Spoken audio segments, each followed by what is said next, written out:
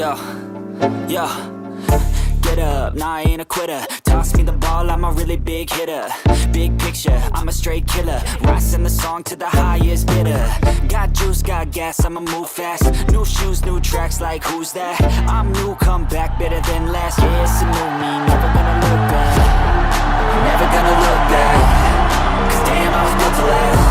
You move slow and I move fast. And that's facts.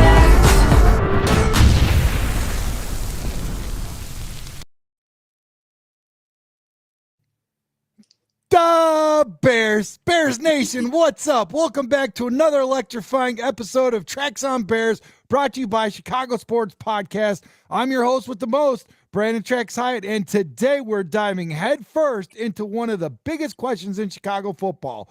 What is the reality of Ben Johnson being a first-time head coach this year, guys? Ladies and gentlemen, can he handle the pressure? Can he turn this team around, or do we need to pump the brakes on our expectations? You know this, meatball, it's really hard for me to pump the brakes on anything. I'm all gas, no brakes, as Jim Miller would say. We're going all in on all the challenges and expectations and what the Bears need to prepare for in 1 year of the Ben Johnson era. We're talking roster concerns, free agency, the NFL draft, and why this is going to be a massive learning curve for a rookie head coach. That's right, I said a rookie head coach. And we've got a very special guest pulling double duty today. Just got off the Cubs show with me, pulling a doubleheader, a special guest in the house today. He's been a friend on the show for quite a while. He's covered the Bears for years, and he knows this team inside and out. Former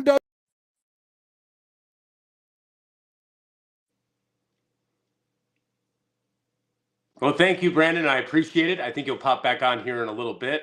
I'm sure, like you, it's been a very exciting few weeks for the Bears.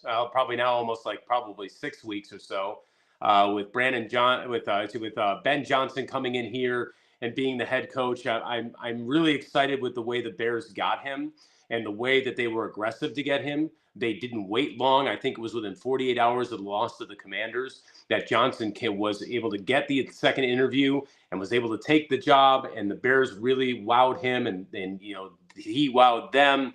It's really an incredible thing. And you don't usually see things with the Bears play out nice and clean or have that kind of thing. So for me, it was really exciting to see the Bears be so great with Ben Johnson. It's really an exciting time, Brandon. And I think, like I said, it's really great to see when the Bears do this right thing, the simple thing, and they do it easily. It really is incredible. It's been a fun few weeks after a very frustrating year. Absolutely, man. And you know what? It's evolved into a machine, like all day, all week, every month, every year. The NFL, it's like it never goes away. It never goes away. Like I said, Larry, you've always been great to be here, man. Sorry, I lost the internet again. But you know how I love talking Bears, man. Larry, we've got a lot to cover today, and I know the Bears Nation is fired up, so let's get right into it. But first, if you're watching right now, smash that like button, guys, and share this video. Hit that subscribe button and ring the bell, the notification bell. We're on the road to 3,000 subscribers, and when we hit that mark, one of you will win a free Bears jersey of your choice. Who doesn't want a fresh Caleb Williams or DJ Moore or whatever you guys want? Let us know what you want when it happens. Please help us get there. We're excited. All right, so let's talk about the reality of Ben Johnson as a rookie head coach. Larry, start with the obvious. Ben Johnson comes in as one of the most hyped offensive minds in football, but being a head coach is a completely different beast. We've seen brilliant coordinators struggle when they take over for the whole operation, Larry. What's the biggest adjustment Ben Johnson has to make as a first-time head coach, sir? I think for me, it's being able to control all aspects of the game.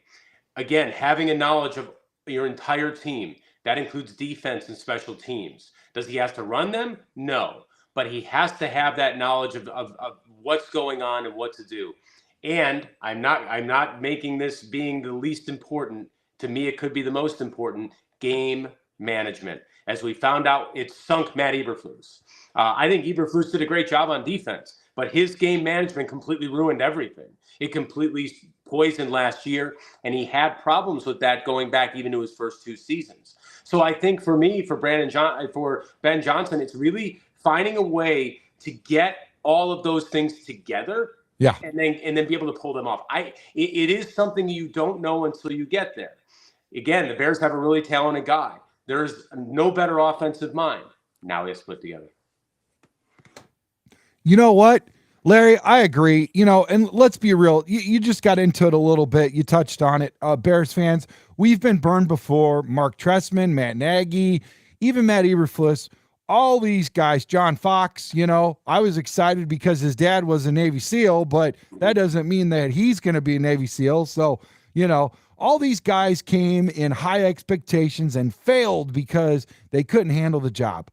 What do you think makes Ben Johnson different, Larry? And what should Bears fans be cautious about? I think for me, it's being cautious about having too much expectations too early. I think actually in my mind, the expectations I kind of think of it is, for me, it's kind of like when Matt Nagy came in. I don't think that there was a whole metric ton of super, super excitement when he came in. I think people were encouraged that the Bears had hired an offensive coach, but I don't think people jumped to conclusions crazily.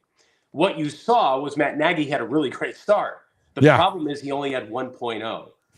He didn't have 2.0. They didn't do it. They had that first year where they were exciting, they were scoring points, and then that was the end. That was it. Like, that's all they had. And in fact, even by the end of that season, I remember that memorable Rams game that they had. Yeah. They only had 16 points, and I believe they got one on an Eddie Goldman safety, if my memory recalls right. And then the playoff game, they were only able to get the 15 points. So it's a little bit where I think for me, it's kind of keeping those, not expectations down, but being realistic about what Ben Johnson is going to be able to do in that first year, and being realistic about the ways he's going to learn. And so I think for me, like, you just kind of, it's more of a patience thing. He has a lot of talent, but I think it's just going to take some time for him to adjust. Could he adjust quickly? Absolutely. Have others in that position had great success? We've seen it here. Sometimes it's different. It is going to be something where I just, you don't know. But the Bears didn't overthink this. He is the most talented coach that was out there, and they went and got him, and they went and got him decisively.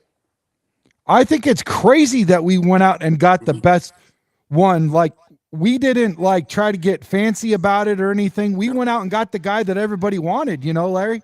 Yeah, absolutely. And I think, there's something to be said about doing that. One thing the Bears have always seemed to struggle with is being able to, to do things just the right way. I think maybe I'm trying to think of a more complicated way to say it, but a lot of times the Bears tend to bungle things that should be easy.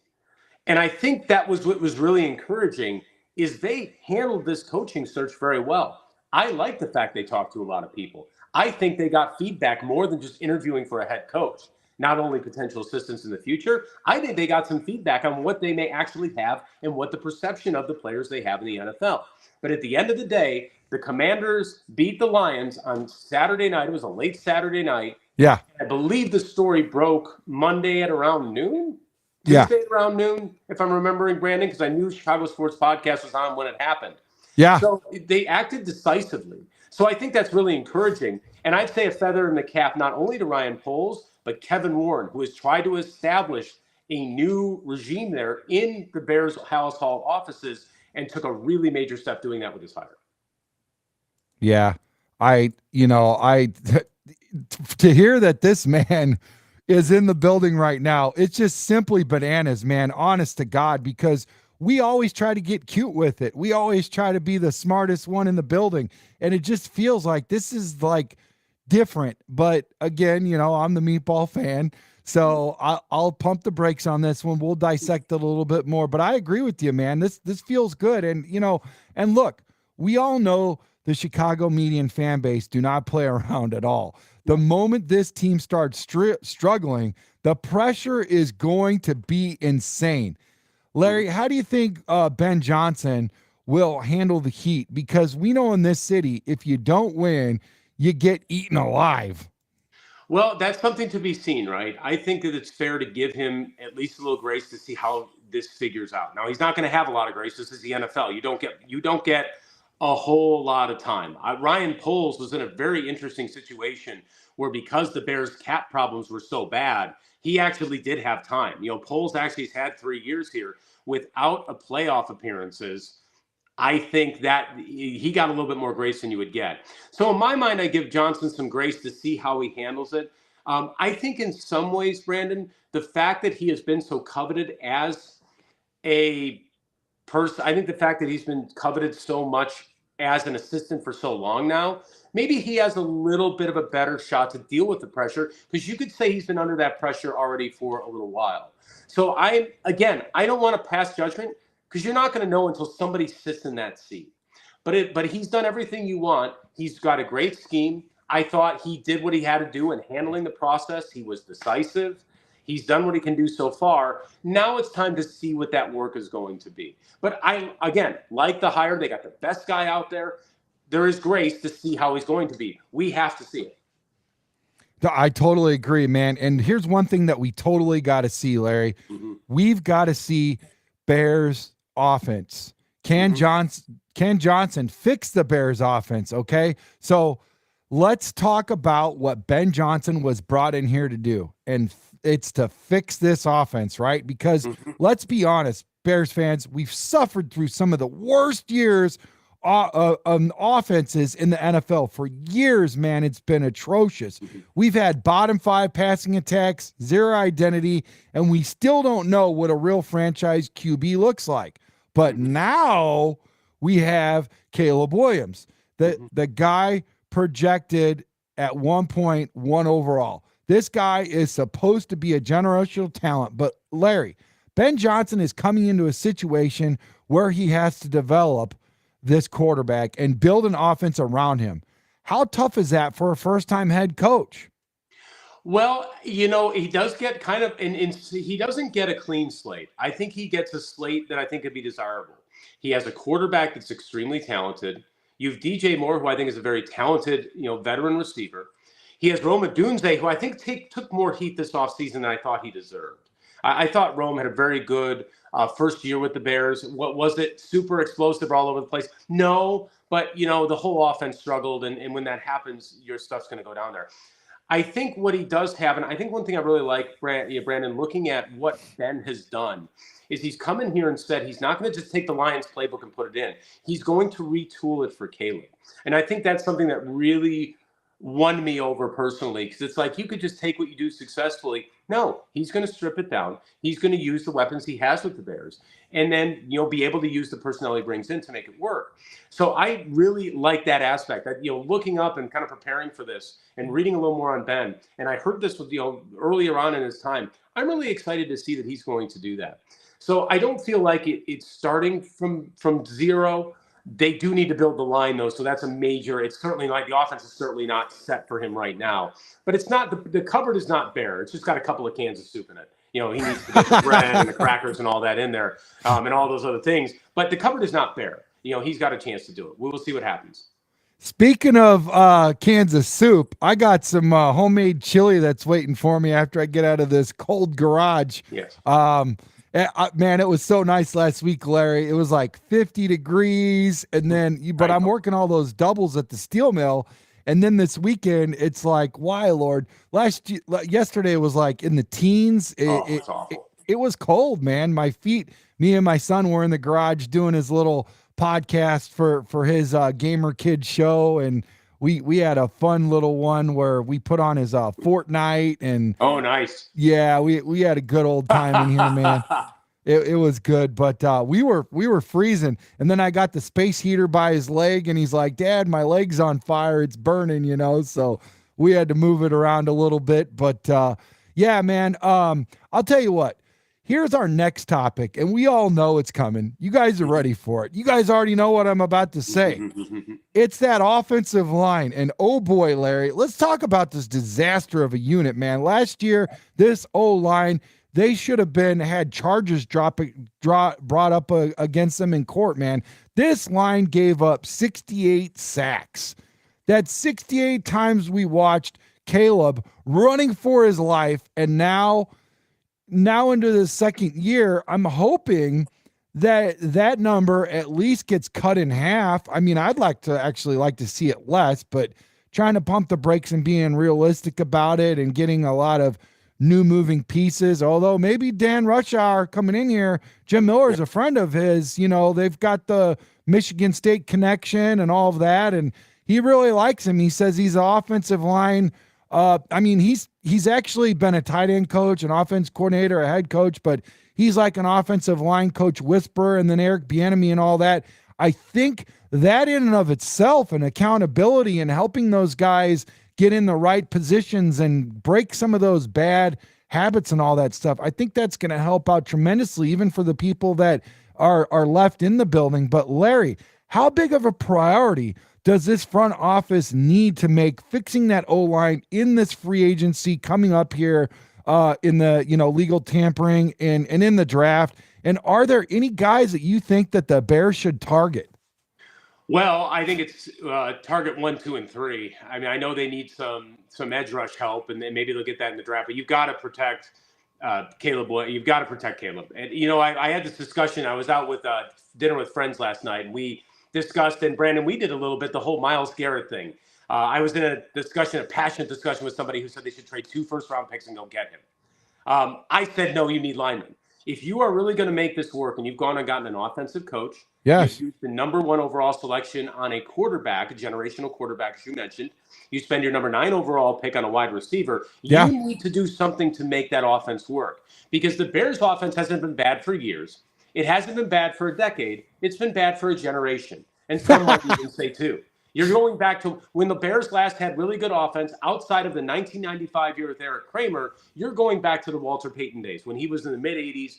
And, you look back at it, and this could be a whole history thing. In 1985, the Bears' offense really helped to carry them early in that season before the defense really just started taking everything over. Wow. So, back off that tangent again. You must protect Caleb Williams. You wanted Smith from Kansas City. It didn't work out. They kept him. It looks like the franchise. I don't know if they're going to sign him in trade. I don't think that will happen. They want to keep him. One person I've looked at, maybe one thing it starts with is a center. Maybe Dahlman. Maybe Drew Dahlman is one of those guys who could do it. Will Freeze I've always those are 2 names that come up a little bit. It's going to be interesting to see how they evaluate that. I do believe they will make at least 1 or 2 offensive line signings. And I believe in the draft that first round pick will probably be for a lineman, unless somebody really falls who's an edge rusher and they want to go do it. So that's where I am. I think offensive line priorities 1, 2, or 3. With Smith now being gone, and I think you could have seen him being that guy, that person that one signature signing for this offseason. With him gone, there's some options open. Dahlman I like because I think a center is very important, especially if you want to build chemistry for a quarterback that you view is your guy for a decade. No, yeah, you hit it on the head. 1, 2, and 3. I agree. Hey, I'm not going to be picky with you. You're hitting some good names. The chat feels so obviously. Shout out to the chat, everybody in the chat. We got quite a bit in the building. Thank you guys for showing up and showing out. Make sure you smash that like button and pound that notification bell. Subscribe for the new ones out there. And I'm sorry, guys, my chat is a little messed up right now. It's trying to load. But I could see you guys. It's scrolling. Everybody's hitting it up. I appreciate you guys. I think we've got Brian Hendrens in there, Illinois Jones, Erica, Alan, a new time viewer. Alan, I seen him in there yesterday, I believe. Appreciate you, Alan. Thank you guys so much for showing up and showing out. And we've got a good friend of our show, Larry Hawley, on right now. So, guys, listen. Speaking of the draft, Larry, Ryan Poles and Ben Johnson cannot afford to mess this up. This roster has holes everywhere. We need help at the receiver, offensive line, pass rusher, pretty much everywhere. If you're running the draft, What's your strategy for the Bears? I know you said that offensive line, maybe you can get some help in the free agency. Break it down, brother. You are now officially the GM of the Chicago Bears. No pressure. What do we do? I think you got to take offensive line. You've got to do it. I think you really do. Unless you get a weird. Let me give you a weird scenario, because I know with Abdul Carter with his ankle, what if he falls all the way to 10? Like if something bizarre happens and he super falls, that'd be great. Maybe let me go do that. Something weird, really weird happens where somebody who's the best pick in the draft falls to you. Okay, you take it. That can happen. I think of that, and this will be a little bit. I don't think a painful moment, but it is Jalen Carter. When Jalen Carter fell. You're like, okay, wow, maybe not have been thinking about this. And Philadelphia, who I think was in a better position at that point, went ahead and took him. That obviously is a debate for Bears fans right now because, again, Jalen Carter was so talented. And what made that 18-19 Bears defense good? Akeem Hicks and Eddie Goldman right up the middle. So that was a big one there. But I really do. And I think that the names that I come back to, Will Campbell, Simmons, Kelvin Banks from Texas. It seems like Campbell seems like, at least from what I've read and looked at, seems like the most ready guy. You don't ever know. Of course, you can draft an offensive lineman and it doesn't work. Yeah. I see Erica mentioning Graham. If he fall, again, there's another person. I would say unless you don't have one of those really elite defensive linemen fall, yes, I probably take offensive line. So I even see that. I see Phil putting it in there. There's even a part of me that thinks you maybe take line anyway. I mean, unless I only one I'd say is if Carter fell. If Carter fell, that might be really the only one. Maybe Carter or Graham. That's where I am. I think, again, mentioning you hired Ben Johnson, you drafted Caleb Williams, you got to protect him. I'll bring you back the whole Andrew Luck thing. Yeah, what happens when you don't protect somebody young? Oh and my! They really did a good job last year. At all. And he was so amazing, so incredible. Yeah. And you're 100% right, Larry. You got to do your due diligence, protect the guy. You go out, get yourself a nice vehicle. You go get yourself a nice bike or, a boat or even a house. You got to go get insurance to protect you from AM, and that's what your offensive line is. I couldn't agree more, Larry. Here's the thing. I like that you opened up. It's what I like about talking to you, Larry, is you're kind of like an onion. There's so many layers, bud. There's so many layers. This guy right here, we all wanted Trey Smith. He was the one that we were courting. He was the sexy prom queen that we wanted to wrap our arms around and take to the dance. But now he's going to stay home. But here's something that was interesting about him. He had a health condition that made him fall to the 6th round. Like you said, there are situations where that happens. And if you do your due diligence and you do your homework, cross your fingers, dot your I's, and pray to God that it works out, you could take a potentially 1st-round draft pick who fell to the 6th round because of health conditions.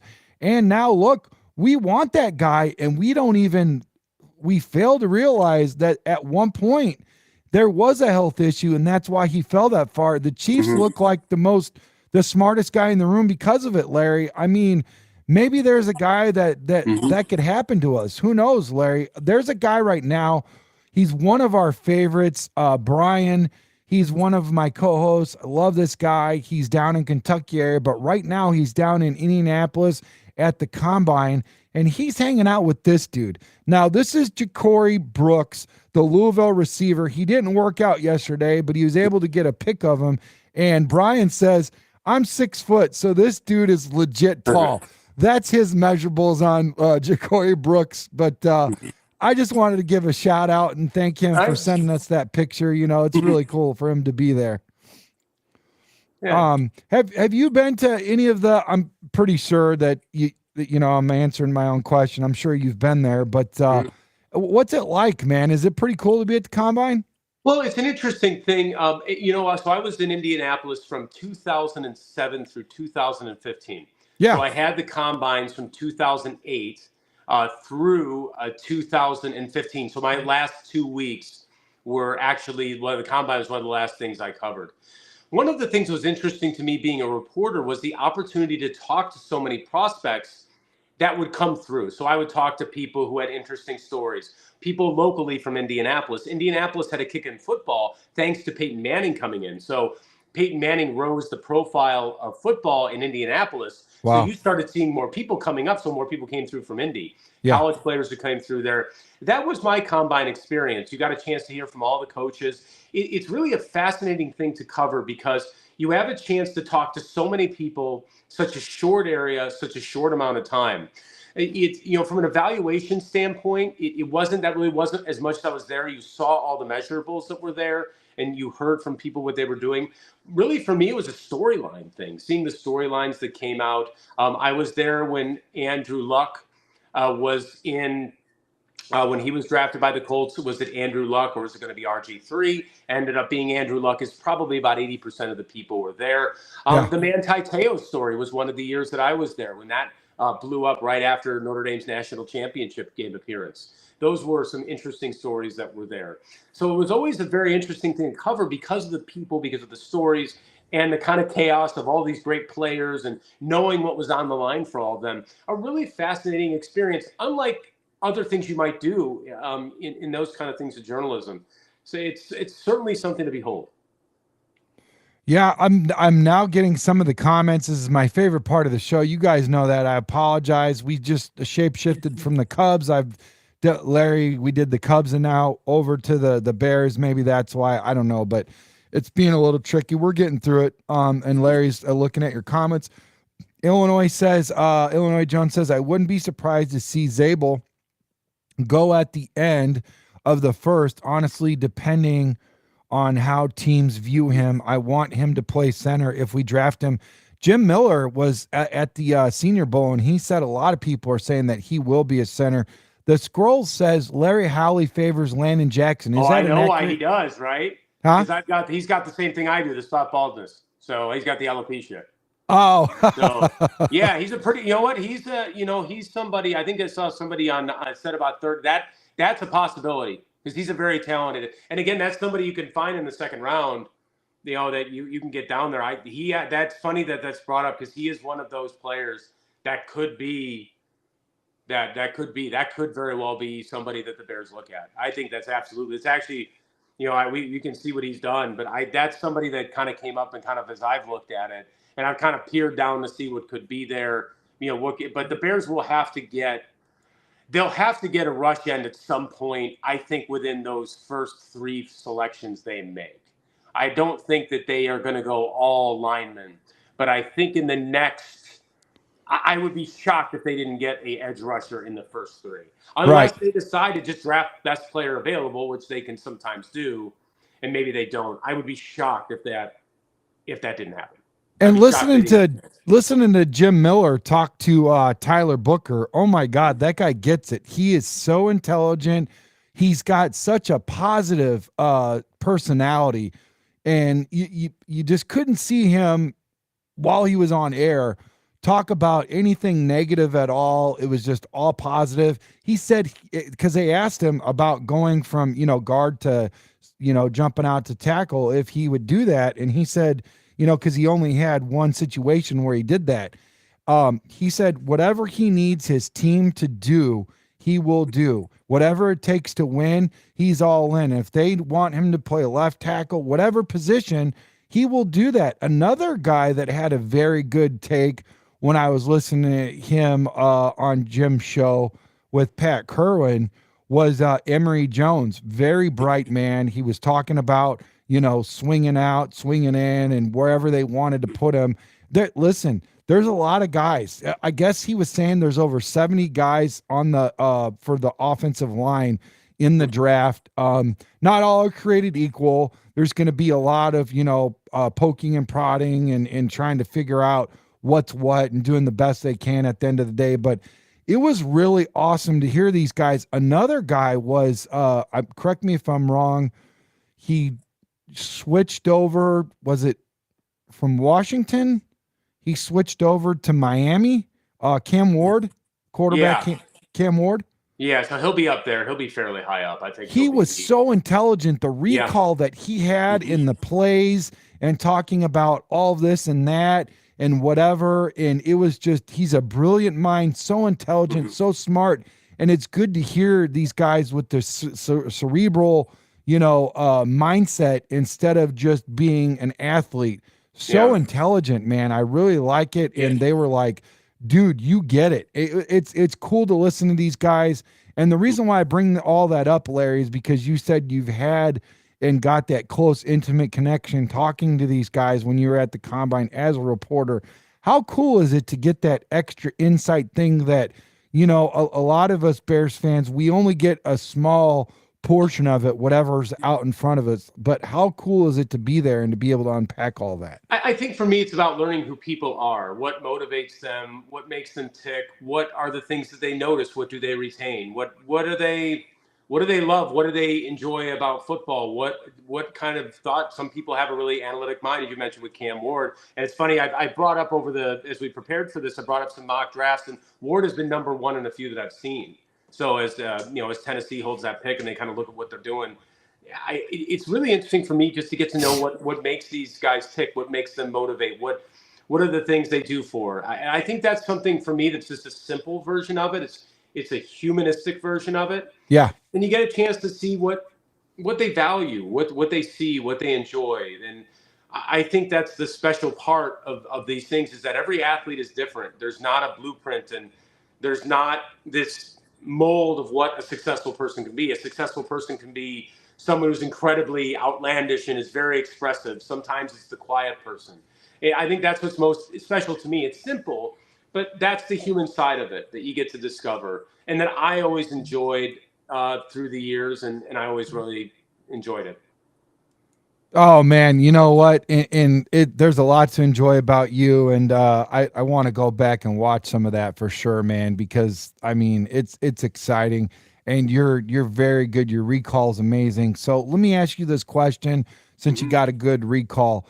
What about free agency, Larry? Are there any must signs for the Bears to bring in that you see out there?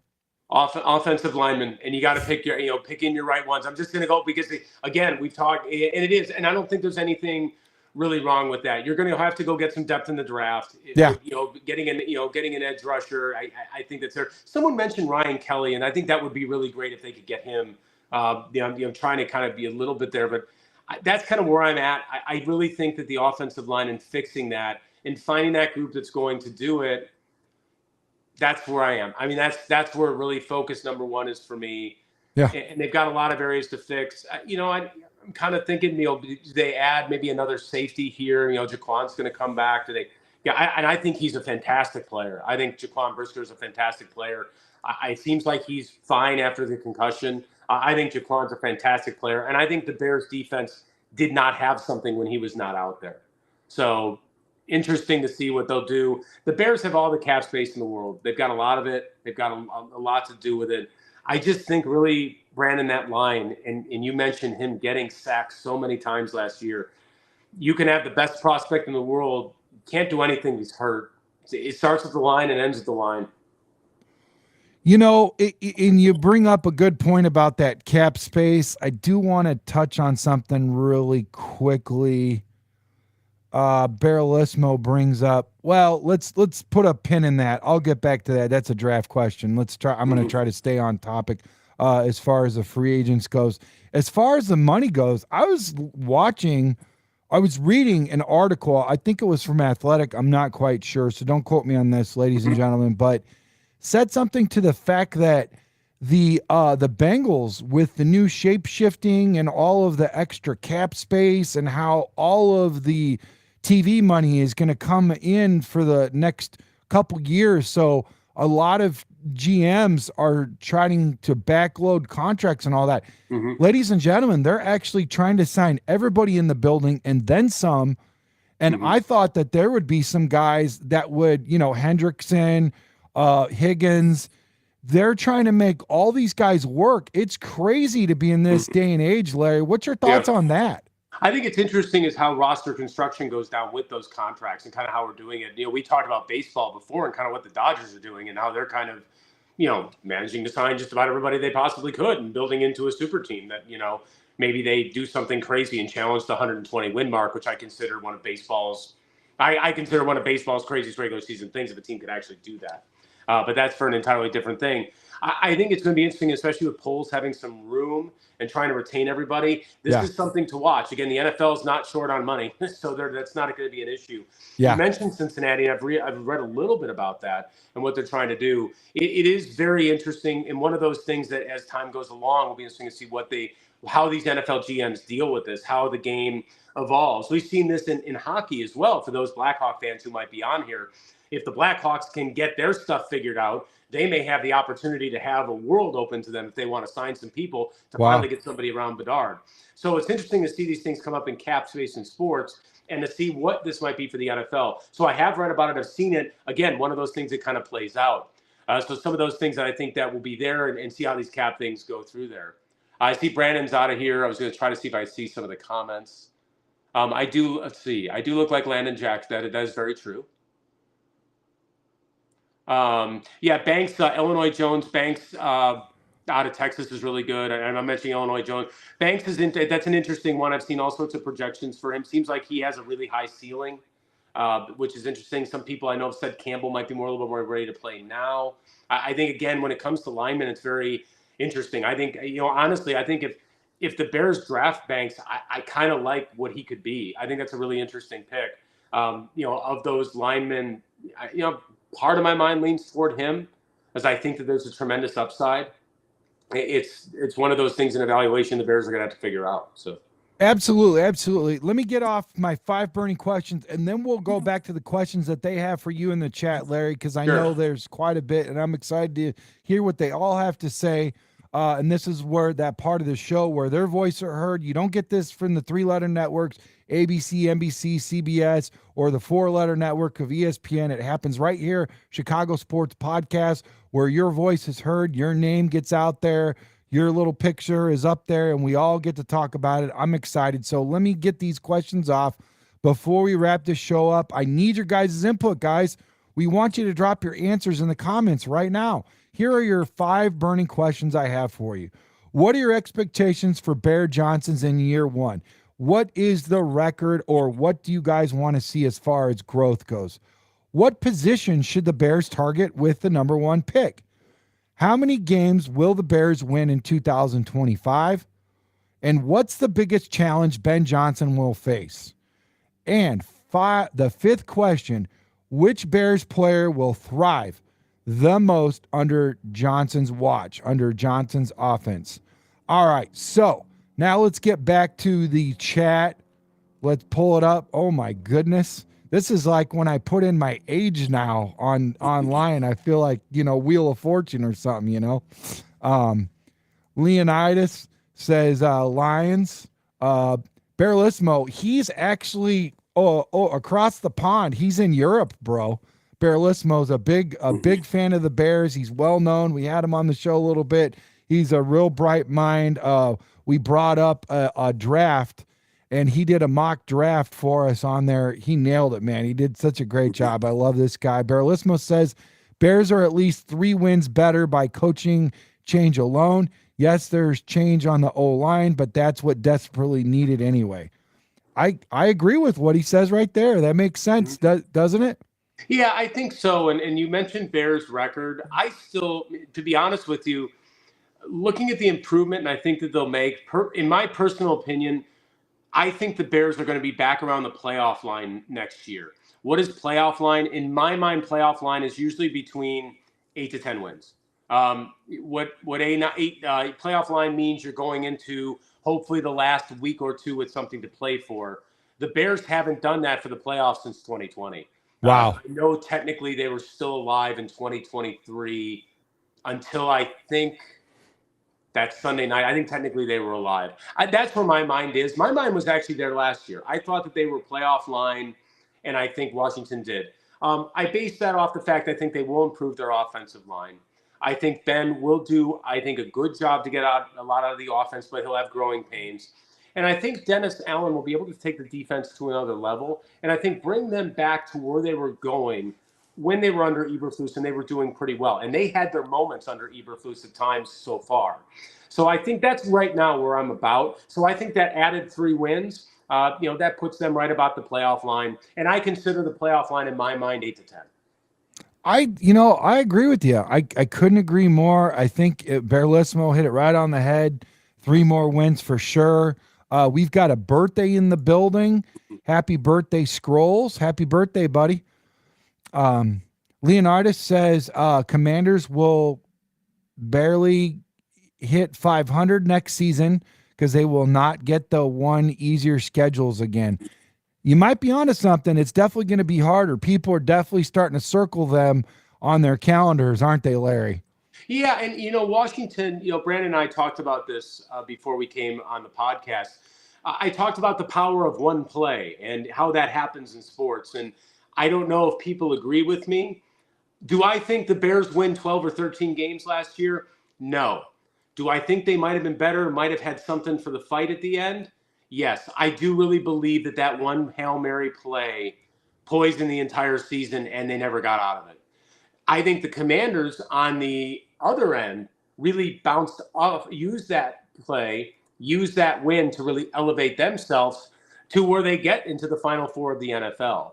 So could the Commanders have slipped? Sure. Sometimes you just have 1 year. I mentioned the Matt Nagy 1.0. Sometimes that's all you have. Sometimes you just have the one. I don't know about I like Jaden Daniels, and he has a good situation, and he has a good chance there to succeed.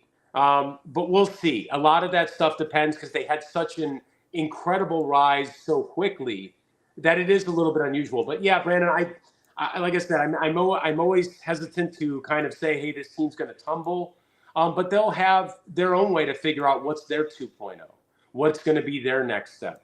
And I think that's always very interesting when it comes to coaching. I love it. I couldn't agree more, man. That's great points all the way across the board.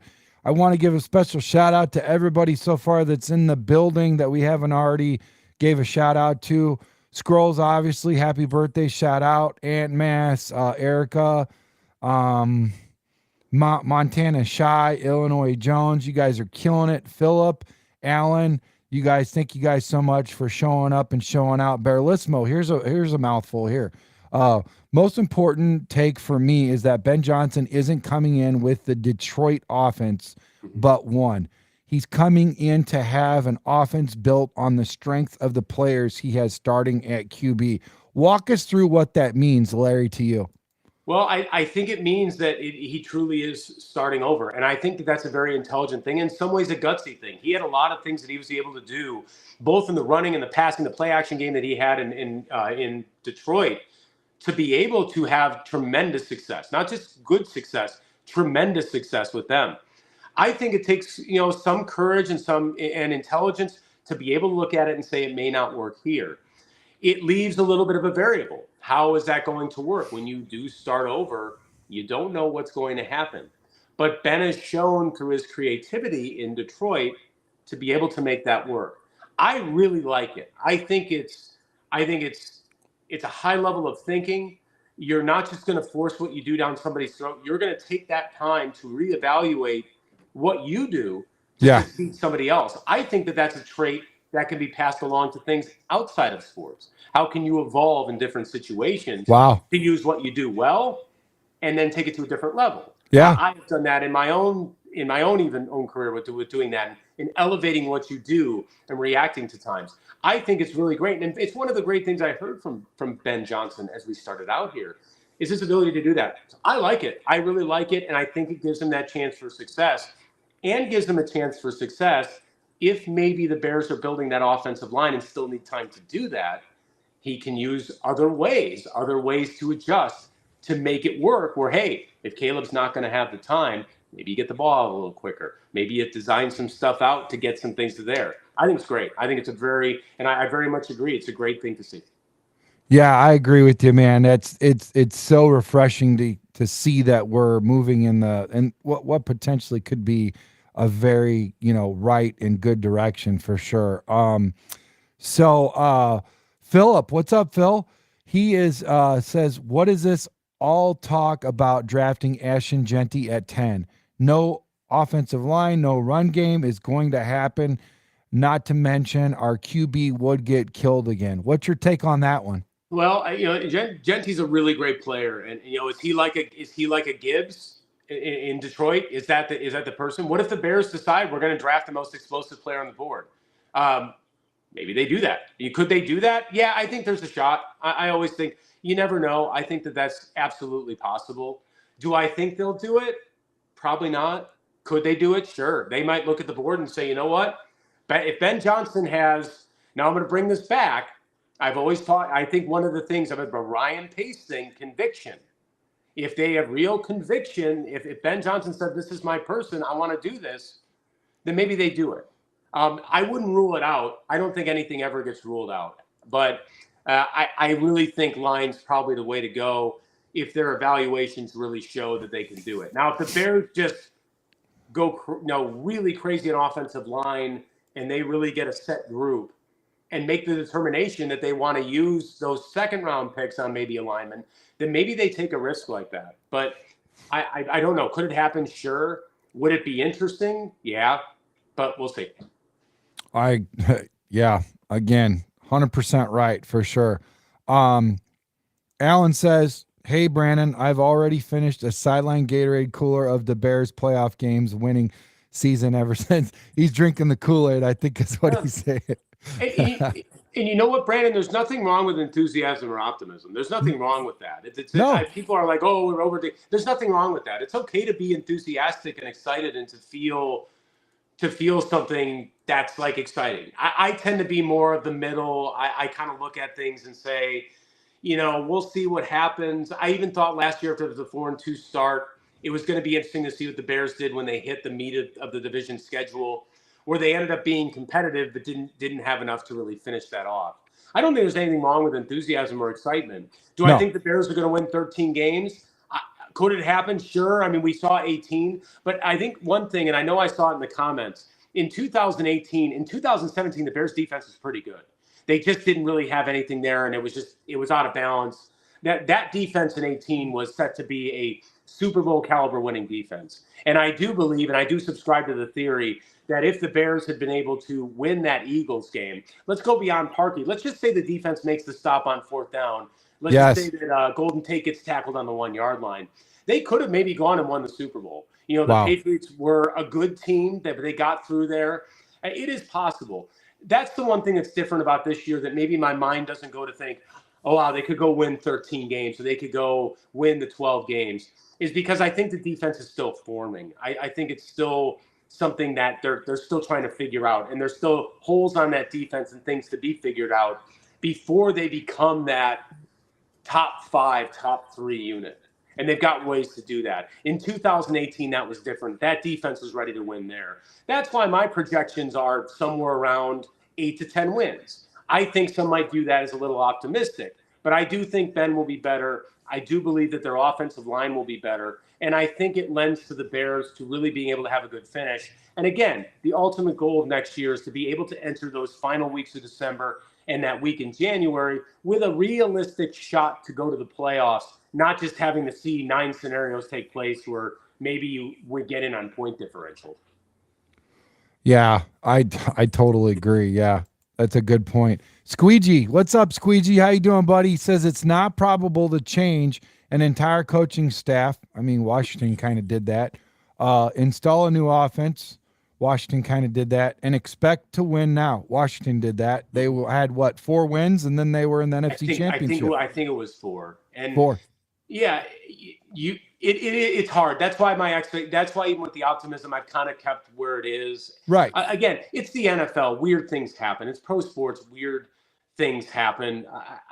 I think, like, what would be a year like if the Bears had made the playoffs in 22? That would have been bizarre. That would have been, because they stripped down the entire.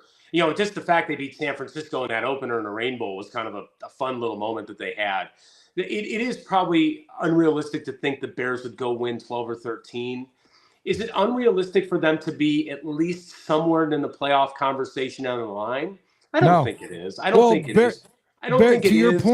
To your point, Larry, Bearlismo just said, just in the change of loan of getting new coaches that actually know what the hell's going on and keeping you accountable, because we see Al Harris, Bieniemy, all these guys, Dennis Allen, they're all accountable type guys. So I would actually, pushed us a little bit more north of 3, and now that really puts you in the playoffs. And we're not even talking about all the 8 draft picks, the 11 herbs and spices, and the free agency trades, whatever can happen to bolster this team that we already had last year. I don't think we're that far off. I think it is possible. And I would be looking at Washington's, their whole thought process of with new coaches and all of this and installing new offense and defensive schemes. And it's not just why me, it's try me. And they tried it. And guess what? They were in the NFC Championship. So, I mean, it doesn't happen all the time, but it doesn't not happen all the time either. So be ready for both sides is all I'm saying, Yeah, and I think that's where I think for right now, where you're at this exact very moment, you feel like the Bears have won because they got their coach and did so with a decisive plan. Again, a decisive plan for a franchise that's had issues with this in the past. We even go back to Dave McGinnis for some of your Bears fans going back a generation. Oh boy, they, had that debacle, and may Dick Duran rest in peace. That was one of those. That's one of those things where you think back to those things. You think back to weird things. Even the Eberflus firing, letting him go on that news conference before they actually did it. Yeah. The fact that they, I think, really stood up and got the coach that they did the right thing. Again, is Ben Johnson going to be the best coach ever? We don't know that. I don't know that. No one here knows that. What you do know, though, is that he has a great resume. He's done everything he can to put himself in the position, and now he has that position, and it's going to be up to him, those around him, those coaches around him, the front office to be able to support him, and that's it. But the Bears didn't make it difficult. They didn't go after a random coach. They did not do what they did in 2000, and so this would be January of 13, where you had Bruce Arians, who was ready to come in and win. Oh, my. How did he get out of the building?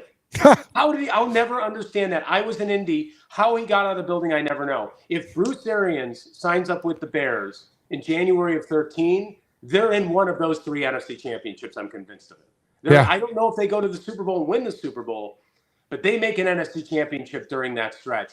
Because and I'm saying that with tremendous respect to Seattle, who I thought had a really strong team at that point. I think the Bears crack in at some point if they do that.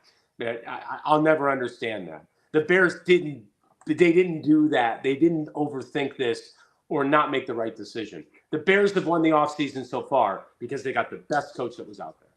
Yeah, and to your point, including Dennis Allen too. I mean, that's another good one, Very much so. And I said, and I think some of the other, you mentioned Eric Bieniemy, you mentioned Al Harris. These are solid professionals that are coming in here. And one of the things we talk about with Matt Eberflus, he had all those assistant problems in 2023 with with Alan Williams, and then I think the running backs coach as well. You had those kind of random things that popped up as well. So we will see, but I think for right now, where we're sitting on March 2nd, they have won what they can in the preseason so far and in the offseason. No, and I like what you just said there. You brought up a couple guys, and one guy that I'm sure you covered even before he left the area, and now he's back as Antoine Randall. Oh my! Oh yes, yeah. So Antoine Randall played for Indiana when I was at Illinois, and I was the beat writer for the student paper.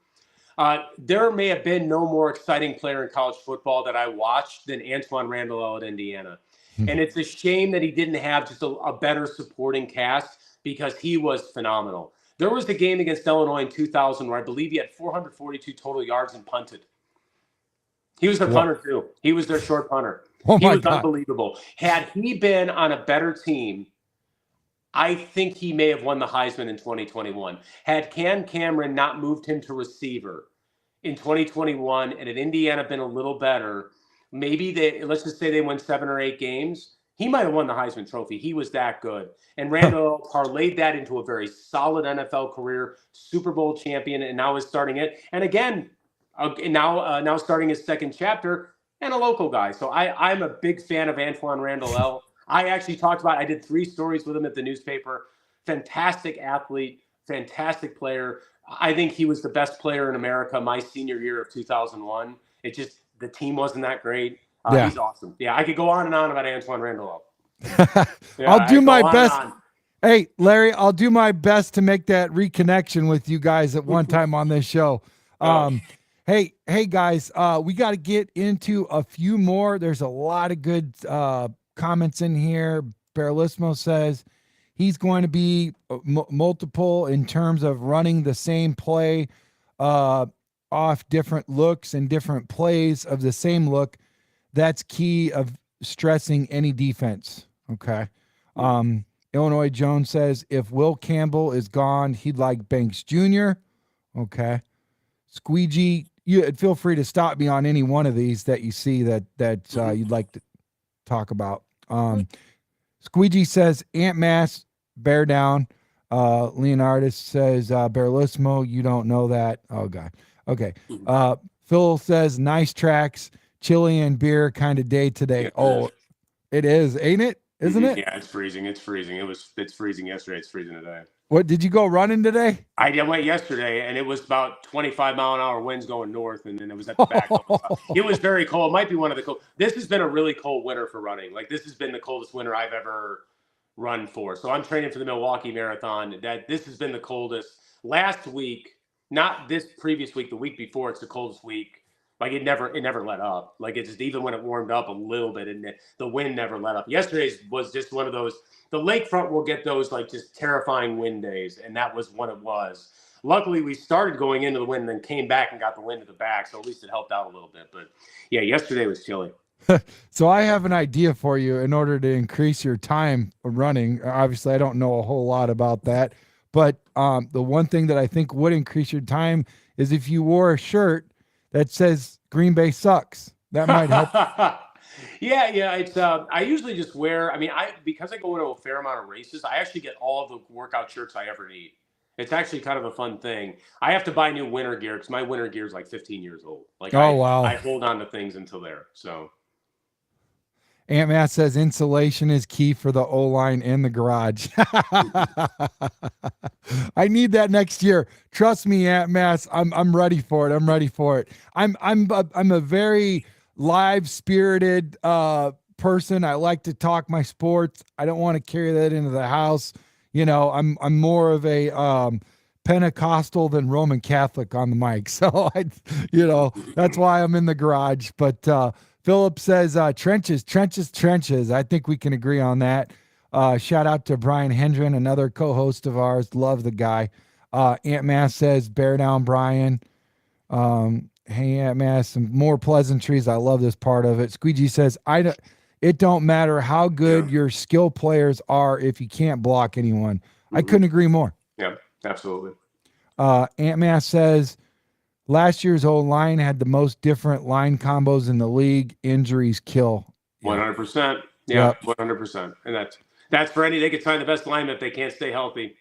Yeah, you're right. Absolutely. And Bears have had a lot of issues when it comes to first-round picks getting injured. So, who are linemen. So, yeah, absolutely. And there's at some point when you're getting switched around like musical chairs on the Titanic where you look to the left or the right of you and you just are like, ugh.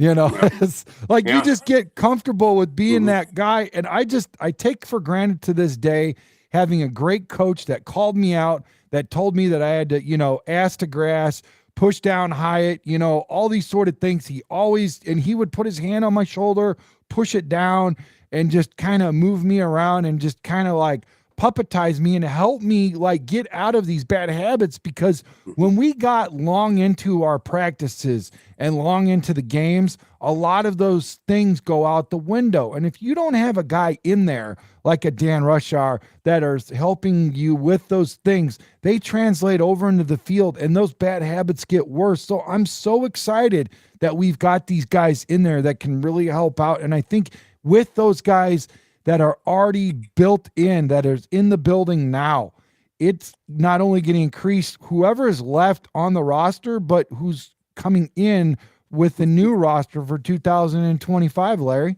Yeah, and it's like I said, everything here is there. The Bears have at least they've got that foundation. Yeah, you have your quarterback for once, which is kind of nice. Yeah, You've got your quarterback. You've got some talent on both sides of the ball. You probably need some more, and you need some more depth. You've done, at least at this point, what you can do. And it is, it's hard to say wait and see, but it is because you are switching a whole coaching staff. You have a head coach who's never been a head coach before. Yeah. So it's all variable. Again, you take the optimism from the fact the Bears have done step one and with many steps to go. What kind of optimism can you take from the fact that he respected his former head coach enough to not fleece him? Not to say that he could have, but there's probably some guys that really liked him. And then also with that built-in integrity, he also went out and he said that he went and hired guys and brought them in that weren't his friends. What does that mean to you, Larry? Well, it means he's willing to take a hard look at what he's doing and make sure he's doing it right. I think that's the hardest thing you can do in anything. And again, we're talking about principles that come across not just in sporting or professional sporting or in collegiate sporting, but in life. If you can get people around him who take a fair look at what you're doing and can offer evaluations, I think that's a really good thing. So I said there's a lot of good things going on here that I like what Ben is doing. No guarantees for success, but again, you've lined yourself up. I agree. Leonidas makes a really great point. He says 2 first-round picks for a 30-year-old. Listen, guys, I heard the other day on the radio, and I think it was after moving the chains. I forgot what the show's called, but man, it's a great show with Ryan Leaf on there. On Sirius XM radio, and they were talking about how us as fans and just the media get a little in over our skis on just throwing around these first round draft picks. Listen, it's very hard, especially around draft time, to move those first round draft picks. You have no idea. So 2 first round draft picks, they don't believe that that's possible, that that's going to happen. Not saying that it couldn't happen if somebody overreached, but it's not at this point in the junction, it's just not possible. No, I just don't see it. I think Myles Garrett is incredibly talented, and you can make a conversation. He's one of the best ends in the game. Hall of Famer. In a while, or at least you're talking about a decade or maybe 2 decades. You're talking about one of the better players. But maybe if the Bears were really close, again, there's Ryan Kelly. I got on a tangent. Maybe if the Bears were closer, if their line was built, if you're right there, maybe you make that move. But yes, I'm not seeing it. I'm not to this team where you still got to find plays. I'm just not seeing it. And he's a fantastic player. And Larry, Cleveland may not even trade him. So Larry, you're probably going to crucify me for this, but I'm going to tell you right now, brother, this is the other guy. We're not one piece away. No.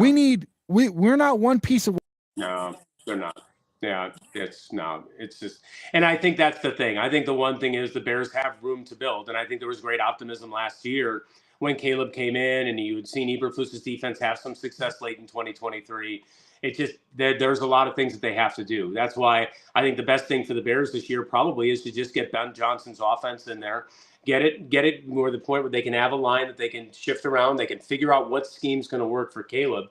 Use the pieces that they have and then figure out if they want to get another running back. If they figure Swift may be that person.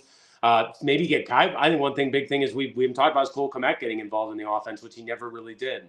So I think that when you talk about these big moves, you talk about those things where, you think about it, Brandon, let me go back to 18 with Khalil Mack. That Bears defense was a Khalil Mack away from being a number 1 defense in the NFL, and they became it. So then he made that move. He saw a chance to strike with what Pace believed was going to be his quarterback and Mitchell Trubisky, with his coach and Matt Nagy, who he had hoped would have that offensive, creativity, that building, that he would be able to turn Trubisky to what he could be. You use this great defense, boom, the Bears have a Super Bowl window of 3 years. Yeah. Nagy only had 1.0. So again, you don't make that move. I don't think the Garrett move is to be made yet. Could you have made the signing for Smith? Sure. Again, he's just going to, he'll just have the franchise tag unless he decides to go ahead and sign a long-term deal. Maybe he's in play for the 2026 season. But you're right. I just don't see this being the year where the Bears blow up that draft, blow up capital to go ahead and go get that person that is going to take them from a 5-win football team to a 12 or 13-win football team that could maybe win the Super Bowl. Again, could anything happen? And what we see with Washington, of course, because that's the NFL and injuries can change everything in a hurry. But again, I keep those picks, build your depth, which they need to do, and go forward. Yeah, I'm trying to get caught back to where we were at, man. Oh my gosh, there's so much to unpack here. There's so much. I love it all. You guys are great. I think it was Erica I was trying to get back to when she said Ryan Kelly, and let me see. That's how I can find it, Erica. Well, this is another one that she had. Maybe we'll just start there. Josh Myers or Ryan Kelly, Drew Dahlman already said he wants to stay in Atlanta. I Yeah. think they find a way to make that work too. Yeah, again, you've got to. It starts in my mind with a center. I'd like to do it. That's an interesting name, Aaron Banks. I know he missed part of last year. I think toward the end of last year he missed it with injury. That's another player that's kind of a bit on a radar looking at it. That's an interesting guy. That's an interesting player, I think, for me. That's one I've seen mentioned that's had some back and forth. But again, they're all going to be in play. Yeah. Yeah. And Illinois Jones says, I know Becton only had one good season, but he would be at the top of his priorities, massive. And he did a good job against Chris Jones in the Super Bowl. So, Yeah. Couldn't Again, agree. it's there. Let's see. Yeah. I don't know. I wouldn't mind trading. Okay, here we go. That's an interesting thought. If you can trade back and you can maybe get them. Banks. Yeah, and an interior, they do need some interior help. That's why I wonder if they can see if one of these. I don't know if he. I don't. It's kind of all. There's a lot of possibilities here. I wouldn't be against the Bears just drafting the best lineman that's there, even if that is a tackle. I don't know what their thoughts on Braxton Jones are going forward. I think Darnell's fairly set in where he's going to be on the line. There's a lot of possibilities offensive line wise. So there's now that Trey Smith is out of that, it's kind of interesting. All are very, but I think a center would be nice. Be nice to have a center like they've get that position solidified would really, I think, go a long way. And I like Ryan from the Colts. I think that would be great. Somebody that would help transition over, obviously, the next couple years. Somebody that would help bring along, a rookie center and grow into that next year. And you always got to have one of those as backup because, especially when they get longer in the tooth and they're in their 30s, all of these injuries and these aches and pains, offensive line pushing big mountain men, and all of that, you got to have somebody to help fill that gap in there. And that's kind of what we saw this year. Although there is one good thing I did like about Eberflus, and it was by committee. He always liked the defensive line by committee, bringing guys in and out. I hope Dennis Allen's able to do that. I'll get a better look this year. Barlismo says Robert Jones at right guard, anyone? Brock Hoffman, who can play guard or center. What's your thoughts on that? It kind of depends. It's a little bit all over. There's so many questions that are getting at. That's why I'm kind of like trying not to hesitate one way or the other because I think that there's a lot of stuff that they've got to figure out. Yeah. That's the Hawks question, I think. Yeah, Bedard's had kind of a little bit of a weird year. He's had a little bit of a weird year. I think the Hawks have had a little bit of just generally a weird year. I mean, they traded Seth Jones, and I was kind of shocked they did that. Really interesting. Really interesting that they were able to do that and actually get rid of that salary. Seth Jones is a player that the Hawks got when they thought that they were going to still try to compete. And when they went into a rebuild, I'm glad for both sides that both sides kind of that goes away. I think Seth's a solid player. I think Seth is a good dude. It just didn't, the timing was just terrible for him. So I'm glad that they got that done. And the Hawks have a shot at a goalie for the future. So take that. 9-8, just missing the playoffs. That's a popular one. I've seen that 9-8 prediction. That's kind of about where it would be. My mind, this is kind of what I consider to be, in my mind, the best case scenario. That would be, that's what I think for me. That's probably it, where you're probably there. Maybe if things drop right, 9-8 sneaks you into that 7th seed and you get a chance to play a playoff game. So I think that's kind of best case scenario in my mind. Yeah, what up, V-Dog? Hey, I'll have to bring you in when we start up that the Blackhawks. So what ended up happening is I was starting to do a lot of these shows, as you know, throughout the years, last couple years, especially last year, heavily on all of the Chicago sports. And I found out that you got to have separate channels because it messes up your niche. And a lot of people are not really like a guy mentioned earlier. He doesn't want to hear about anything except Bears. So create that space for that guy and other people out there, and then have others, subspaces, other sub Yeah. channels for that. So when I get the Blackhawks going, I'm definitely going to need a guy like you in the building for sure, man, to bring on and get everybody caught up to speed. Illinois Jones says, I don't want to finish last in the NFC North. I can't remember all the questions. I think Rome and DJ will have better seasons with Ben. I agree. You agree with that? I think so. I think that I think everything should improve because things were just so weird last year. I expect those offensive numbers to improve. Could they not improve and it be okay? Maybe. Again, if you're rebuilding your whole offense, there could be some growing pains there. Yeah. No guarantee that there has to be growing pains. Sometimes it comes through there, but we'll see. I kind of think it'll be there. What was the previous one on that last comment? Right here? Let's see there. It's funny because they could finish last in the NFC North and still be like 8-9. Like, that's a pretty good division. I'm curious if they were, they could still finish last and still not be awful, because you had, Green Bay should be pretty good again. The Vikings were very good last year, and the Lions are interesting. They lost a lot of coaching, but they're going to get a lot of people back. I noticed the commenter talking about the Lions, and he's right. They were injury crushed last year, and really by that end of that season, they were kind of, really struggling, when it came just to injuries. So, yeah, I mean, there's a possibility that for the NFC North, they could win 8 games and finish last. I mean, it's possible. And 8 games would be a 3-game improvement. And very big game. Just so like, I don't know. I mean, you don't want to finish last. It'd be nice if they were able to climb over somebody. I don't know if Minnesota's going to have a regression. If Detroit will be. yeah. Will Green Bay? Green Bay had a really kind of weird finish to the year. They were looking like they were rolling a little bit, and then they kind of stumbled at the end. So we'll see. I think everybody's kind of hover around 8 or 9, some 10. V-Dog says, I do think we can reach the 10-win mark. That's how much I believe in Ben as an elite offensive coordinator, head coach, who is the same mold as O'Connell. To me, that's how V-Dog feels. Shout out to V-Dog, man. Thank you, man. Scroll says, Ben is salivating at the rub routes and double moves with the QB like Caleb, who can buy wide receivers 5 to 7 seconds. Yeah, and he can do that. He's got that ability. And I think Johnson can do that. If he can figure out a way. He was just so good in Detroit doing play actions and getting those running plays going. He can pull. Again, these are all things that can happen. And if he's able to pull all that off, then maybe you'll see that win projection go a little bit more toward the 9, the 10. Again, we talk about it.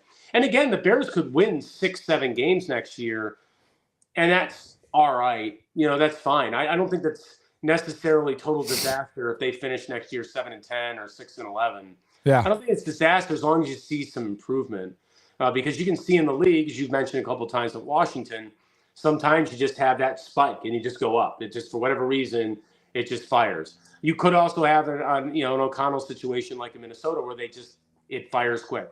You don't know. Yeah, for sure. Dobbsy says if they spend at free agency, then it really could be possible. And I'm sure he's talking about Ashton Genty or something like that. Mm-hmm. Yes, I think that might have been on him. Yeah. If they were so I guess, I don't know, maybe if they hit hard on the linemen and they really don't feel like if they look at that group of linemen and say, we don't know. Okay. Yeah. Yeah. Amas says Philip thinks same, but as long as we're moving up, we good. They're talking about the record again. Illinois says, where do you think the first running back gets drafted? I think it's 10 to 20. I think it's the Raiders. I think the Raiders. Yeah, I'm trying to look at it. I've got a couple. I've been kind of overlooking just some mock drafts as a way to kind of catch myself up.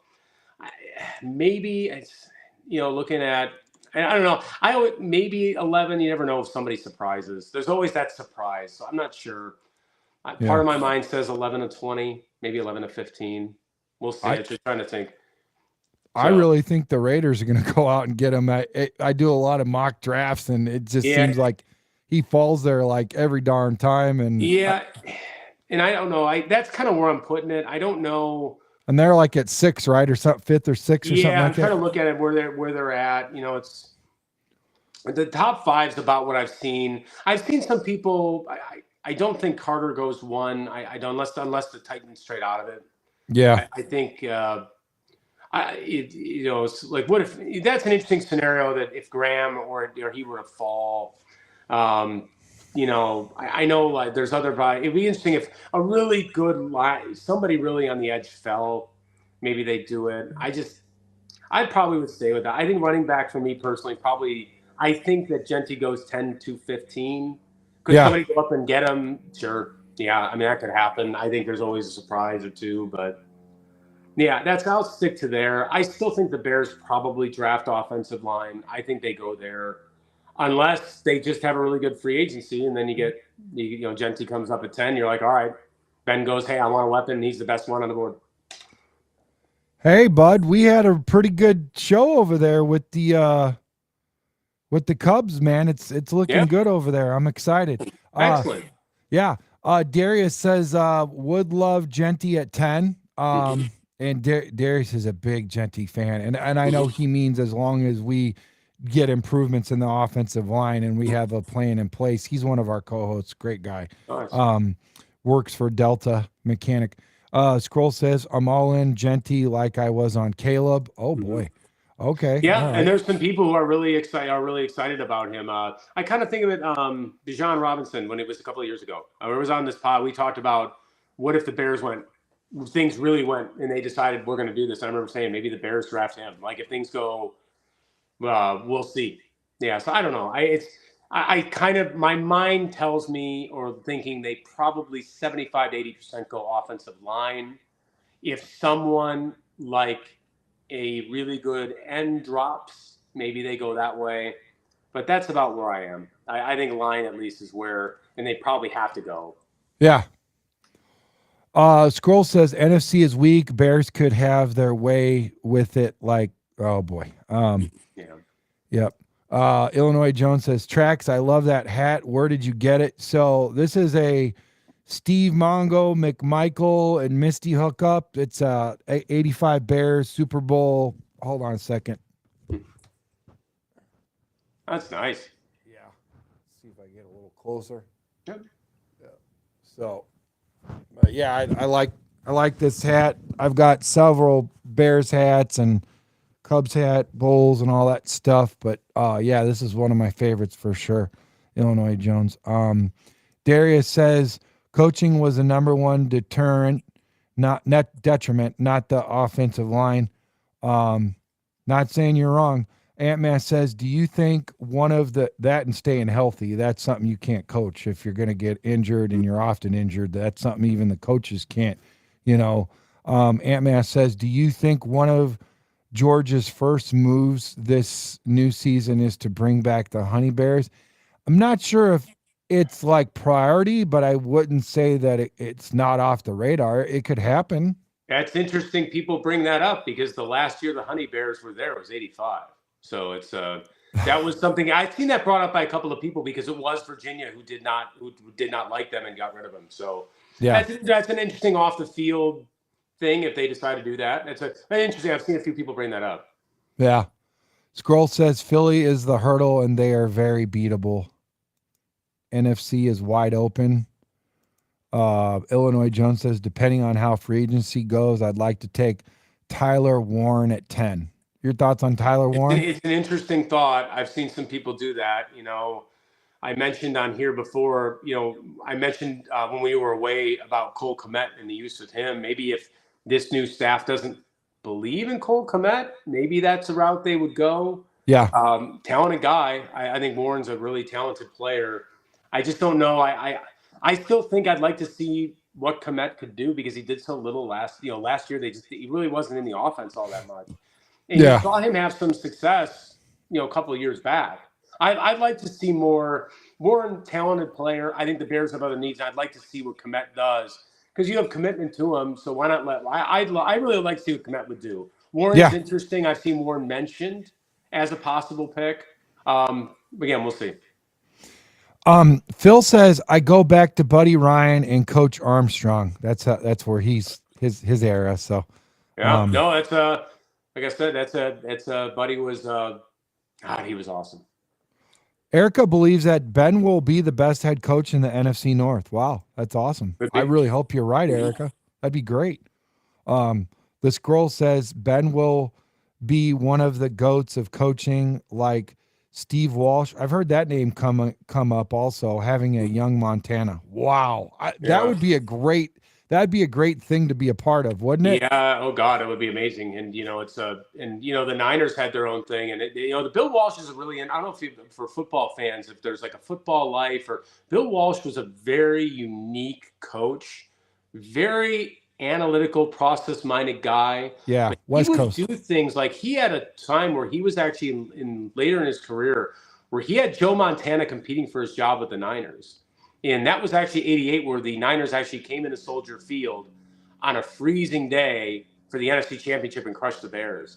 I encourage you, if you're a good football fan, Bill Walsh's The Football Life is really interesting because he had an interesting journey. And then when he was a coach, he had a very intense mindset. He was all in. Really encouraged. It's funny you bring up Bill Walsh. I watched that a few weeks ago and how interesting of a coach he was.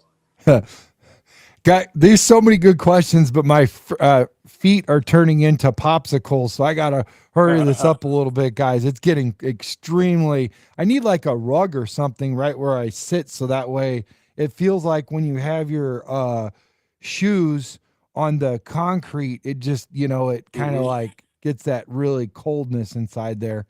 Um, Leonidas says Darius Lockhart, running back, is the very last need of any team. That's who you might draft at early if you have every position that's perfect. And Darius says interior offensive line and running back is at the top of the list. Philip wants to know, who is Larry interested in drafting at number 10? It's linemen. Banks is a really interesting. A lot of upside. I would go Banks, Campbell, Simmons is kind of where I'm at. I think those three, and I think that's pretty much looking at the projections. Part of me goes. There's a little part of me that goes with Banks. I think he might have maybe a little bit more, maybe versatility. I think one of those three guys works. Again, I don't know. Do you want to? I think Darnell Wright is set. Do you want to go get another offensive tackle? Do you believe in Braxton Jones? But they do need interior too. So a lot could depend on what they do in free agency and where they end up, finishing this out. That's personally where I would be. If I had to go and you to pick today, I'd probably go with Banks. I think he's got a lot of potential, and what I've seen and read and tried to do some research. I mean, I'm not in the full game anymore, but I do like to keep up with it. I would say Banks followed by Campbell if I had to do that, and I think it could be an either or. That's fair. Dobsy says, I love BJ's quote, make the same play look different and different plays look the same. That's pretty cool. I like that.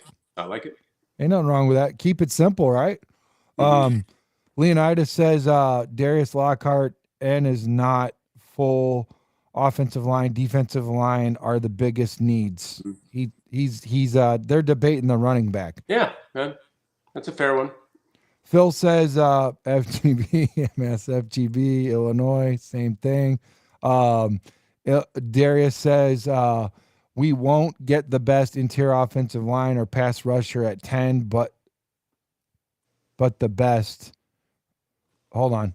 Oh, running back. I wonder if he means running backs. I know. Yeah, he finished it up. Running back will be there. He is correct in that. That's a good valid point. That's a very good valid point. I like that. Yeah.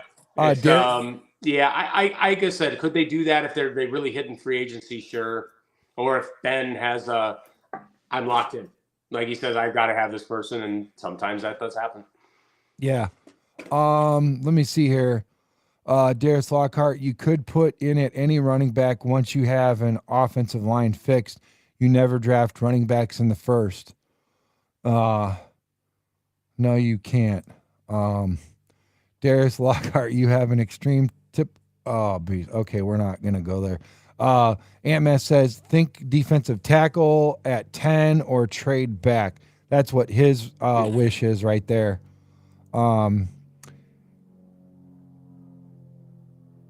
Okay. Leonidas. All right, we're done with that debate.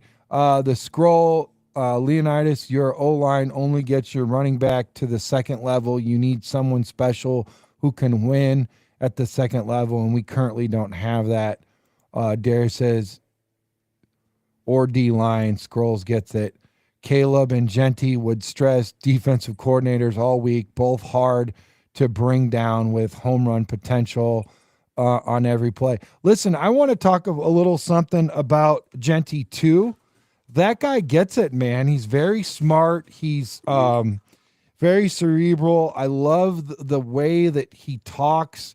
One of his favorite players is Marshawn Lynch, and that's a good name to pattern yourself around and want to look up to. So you just cannot put a price tag on 26, almost 2,700 yards rushing and darn near 30 touchdowns. That's pretty amazing, ain't it? And I don't care what division that you're in, that's still football, right? Yeah, and I guess I love Marshawn. He was a big fan. I guess I'm a big fan of what he did and how he ran. How the world would have been different had Seattle handed him the ball off there in Super Bowl 49. My gosh! How football would. You want to talk about the most impactful play in Super Bowl history? That was it. The Malcolm Butler pick. That question came up. The most important play in Super Bowl history, and I thought it was the Malcolm Butler pick of Russell Wilson. Because Seattle scores, they have a pretty good shot, a fairly incredible shot to win the game. The Patriots had some time, and they might have gotten a field goal. But Seattle wins back-to-back titles. They would have had enough ammo to probably come back in the next year, 16 or 17. And the Patriots used that to kind of re-energize their entire run there. So big fan of Lynch and Genty. I mean, what the guy's talented. If they draft him and they've done well in free agency in the offensive line, you're not going to really complain about it much. I know some people have talked about trading back. That could present a possibility if the Bears want to trade back, get something else. Then maybe you get a Genty somewhere else. Maybe you get him a little bit in that 10 to 15 range if they're able to get somebody to really leap up. But we'll see. No, I agree with you. But if Genty goes early and we don't get him at 10, there's definitely some other running backs that we could look at. We could also potentially trade back and go get a guy. As much as I like Booker, I do like Rutledge. I love me some Rutledge also. I definitely think that interior offensive line, like Darius was talking about, I love interior offensive line in this year's draft. Next year's draft is very exciting, very sexy on the outside of the offensive line. So look at that in 2026. Go do a little bit of homework, folks, on 2026 in that draft class. But I think interior is where it's at this year. Darius says we've seen plenty of running backs excel without great offensive line play. Leonardus, all right, back and forth. Let's see here.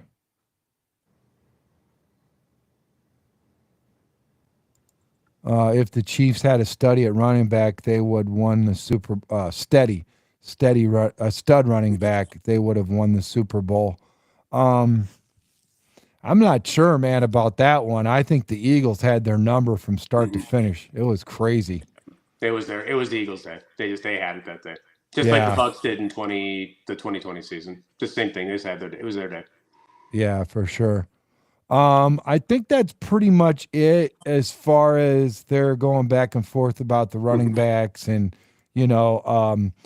Illinois Jones says the Lions don't have Ben Johnson anymore.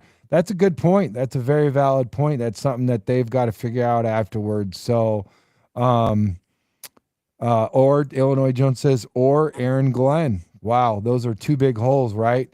Mm-hmm. What's up, King Booka? Salute, buddy. Make sure you hit that like and subscribe button. Make sure you hit that notification bell. Appreciate you coming in here, King Booka, man. For sure. Appreciate you, man. And Matt says, King Booka World. Booka. So just back and forth. Lots of salutes, pleasantries. I love it. And some more back and forth about the running back. I don't see Poles and Johnson passing on Genty, just his opinion. I don't think he gets that far, but I also think it's really hard to pass that up. I almost feel like it's almost like a Roma Dunze type thing where you can do yourself a lot of good with a guy like that for a long time, Yeah, and remember with the Dunze that the main tackles there were already gone, so yeah, they really at that point it was there and they did it. Yeah, I agree. Uh, King Booker World says, you think the Bears grab Booker for the O line? I sure hope so, man. If we get Booker, man, I'll be doing cartwheels. Okay, maybe scratch that. I'll simulate a cartwheel. Okay, I'd love to get a guy like that for sure. And he also said that potentially, well, he would if his team needed him to slide out to tackle. He encouraged that. Whatever it took for his team to win. I heard a great interview with him yesterday on SiriusXM Radio. Darius says a trade back could never be bad. No, I think it's actually going to happen, folks. I really do. Unless somebody significantly drops, like Larry said earlier in the show, I really think that potentially we could be looking at a trade back in this draft where you got 70-something offensive linemen and it's very deep. Not that it's like seriously huge quality, but there's a lot of quantity and it's, good and average. And some guys could actually be great depending on, the situation that they put themselves into, especially with the Bears and Ben Johnson or Dennis Allen. I think a lot of things could happen. I'm really excited to see what happens in this draft, but I'm saying we need to kind of like put on our Jerry Angelo hats and trade back, So, but that's kind of just how I feel about it. But anyways, I see the polls trading down and picking Genty. I don't know if they would force multiply and move themselves into like the top 6, or 5 or whatever it is to get Genty. I don't know if that would happen. I think he would have to go to 10 because it would take a lot to move. Yeah. V-Dog says, who is a good young experienced wide receiver y'all would go after that would be a good fit in Ben Johnson's office? Who do you like there? I don't know. I've kind of looked around a little bit. I haven't done as much of the wide receivers. I'm curious, really. I think for me, my mind is still on DJ and Adunze. That's kind of where my mind is, at least for this point. I'd like to also see what they do at running back and where they kind of go from there. I guess wide receivers are really on the back end. My mind is, and I admit that, my mind's been more on like, all right, what are they going to do with tight end? Are they going to get are they going to figure that out with Cole and what they're going to do there? Yeah, I don't know. That could be another thing where maybe the Bears draft, maybe that's somebody you get later in the draft. I kind of think of like Darnell Mooney was a mid-draft guy that they were able to get out of Tulane. Maybe that's somebody they get. I think that could be somebody that they could do. I think that's something that's really interesting for me, at least personally. Yeah, they could do that. V-Dog wants to know who is a good wide receiver veteran that you'd like to replace Keenan Allen with. God, I'd love to go get Cooper Kupp, right?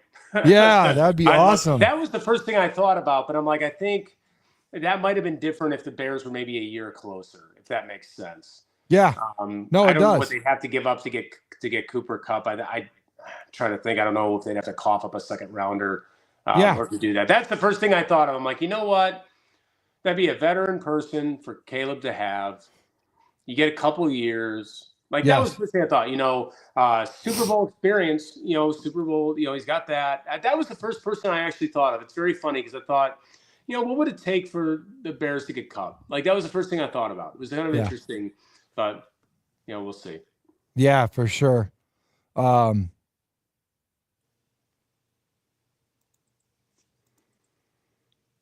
right. Jay Grizz. What's up, Jay Grizz? How you doing, buddy? Bear down. Minister Charles. Good afternoon, family. These are some new another guys that just got in the building. Larry, these guys come in quite a bit. Love me some Jay Grizz and Minister Charles. A lot of pleasantries once they come in. Everybody says what's up to everybody, and it's really cool. That's my favorite part about this community, man, is just being able to do this. Something that I think is really special, man. Let's see here. Illinois Jones says running back vision can make up for less than perfect offensive line blocking, and honestly, the Bears' run block wasn't complete trash. That's something that you're actually speaking into what little over a year ago, I interviewed Olin Kreutz at Bridges Scoreboard. Larry, you've been there, our sponsor. Mm-hmm. And that's one thing he said was if we run to the left side of the ball, that would Tevin was on that side. Mm-hmm. I think I'm pretty sure, yeah. And every time I watch that, I was like, dang, Olin is right. We do a lot better running to that left side of the ball. So, anyways, we weren't terrible running the ball. Those guys are more like maulers, run blockers than they are pass blockers. They did a lot better. Even Braxton, you saw some amazing plays where Yeah. Braxton just decleats people and gets out on that outside and just pushes and continues to run. When I interviewed him in the locker room, that guy, when I have to look up, you've met me. I'm a big, tall guy. And I'm looking up to him and I'm like, you're a big dude. Yeah, He and is that's a big man. huge question to answer this year is what is the Bears' belief in him? Where do the Bears see him? Do they see him being a long-term player at that position? In that case, then maybe that affects what you may go after in the draft. Right. So that's another big question that they'll have to answer early. I think, at least for me, is what they'll do with Jones. Yeah, no, I agree with you. And if it wasn't for him still being on his rookie contract, I mean, you got him for one more year. You can't clean house with everybody. And he wasn't terrible. I'd say he's middle of the road, maybe a little bit later than middle of the road, but he wasn't terrible. And I think you put the right the type of guard that needs to be by him and the coaching, he can go up. He can definitely do better. Listen, there was nobody there for accountability and to help him with some of those issues that we all see. As fans, we see these issues, and the offensive line coach never helped get into that. I think this changes. I think this helps it out, at least if not for at least just this year is all I'm saying. So, yeah, I think he stays. So for at least this year. Let's see here. These guys are going back and forth. Ant-Man says our O-line was hurt and we never had a line combo that played together long enough to gel. That's important. You got to have continuity. You got to have, that conduit that runs all the way from, east to west, left tackle all the way to right tackle. Everybody's got to be in place, man. There was too many line changes, too many personnel changes. It just wasn't good, man. Yeah. Jay Grizz, Ant-Mass, bear down, bro. Jay Grizz, more pleasantries, King Booka. So anyways, Traps, can you start running polls? What's he mean? What do you think he means? Oh, it probably like a voting poll. So if you wanted to vote, like, what do you think Ashton Genty, the Bears draft Ashton Genty for, like, that's what that would be. You think he wants to do it like pre-chat, or it's got to be here? He probably wants here. Yeah, just throw it in the beginning. Yeah, because I don't think I've seen him in. I mean, not that he's not in our social media, because we sometimes do. Yeah, let's do more polls. I like that. Let's do it here. Let's do it there for sure. Good point there. V-Dog says, hey, question for Larry. With you being connected around the squad, do you think we draft a running back at all as the starter? Because there's a rumor going around that Ben isn't enamored with Swift. Let me jump in front of this. I know this is a question for Larry, but I just heard something, I think it was yesterday or the day before.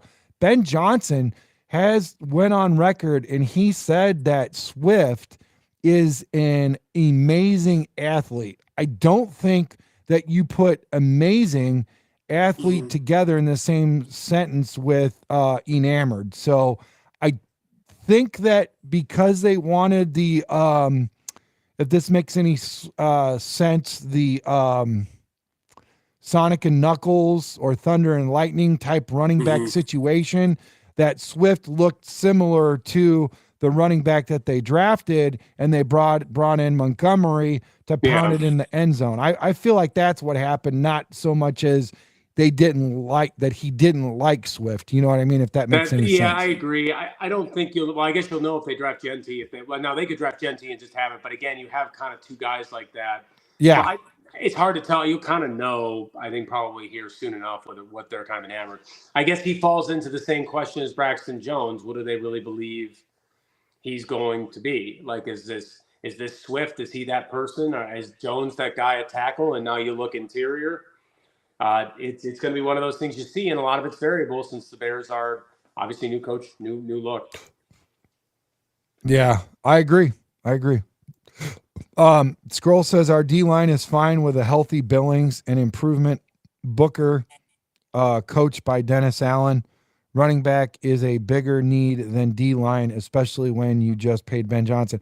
I think two things can be true at the same time. I think we need to shore up both sides of the line, and I think both is going to help each person's jobs better. You look at the offensive line, and there's so many people dependent on that. You've got running backs, you got quarterback, you got receivers, you got tight ends. Everybody on the offense is dependent on. Now on the defensive side, you only have a few good guys. If Billings goes down, we don't want to put ourselves in the same situation. We do not want to do that. We need more edge rushers. We need more interior. You need a lot of help. And you saw what happened with the linebacker play and the secondary. That defensive line helps the linebackers and the secondary cook. And that's what Dennis Allen needs, because his focus is on disguising the back seven. So the front four have to make sure that they get pressure. With that being said, you don't want to run the same guys over and over and over till they get wore out, till they get injured. You want some fresh feet on the grass, and you want to keep that rotation. We got to get and shore up both sides of the trenches, Larry. That's how I feel about it. Yeah, same here. See, Jay Grizz, CSP doing good, brother. Thanks for asking. Cool. Leonidas says Cooper could be signed if he gets cut, right? How's that working out, Larry? I think so. I think they were looking to trade him. I think that was what at least I saw the last time. Gotcha. I think there was somewhat of an agreement that they try to trade him. I think if that happens, they're probably trying to wait it out.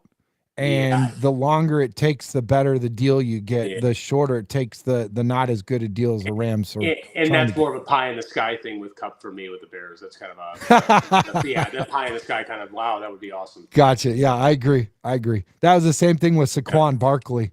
Mm-hmm. I really wanted him. And it seems like it came closer than you thought. So it seems like there was at least in the home stretch with that. Yeah. King Booker says there was a bunch of stories last training camp that Scott was killing with Caleb. Why didn't they use him more?